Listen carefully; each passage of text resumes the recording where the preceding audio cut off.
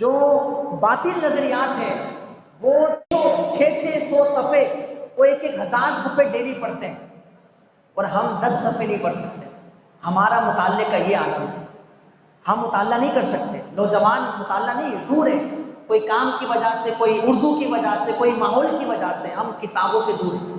ہم کتاب پڑھنا ہی نہیں چاہتے. جب ہم کتاب، میں نہیں کہتا کہ آپ دین کی کتاب پڑھیں، دنیا کی پڑھیں، آپ جس فیلڈ کے اندر ہیں اس کی کتابیں آپ کو پڑھنی پڑیں گی کہ 10 سال کے بعد آپ کی فیلڈ کے آپ چیمپئن ہو. آپ اپنی فیلڈ کے چیمپئن ہو. 10 سال میں آپ کا مطالعہ اتنا ہو، ایکسپیرینس پریکٹیکل تو آپ کے پاس موجود ہوگا، لیکن آپ اپنی فیلڈ کے ماہرین اور اس فیلڈ کے جتنے بھی لوگ تھے مہارت رکھنے والے، آپ کو ان کے بارے میں پتا ہو.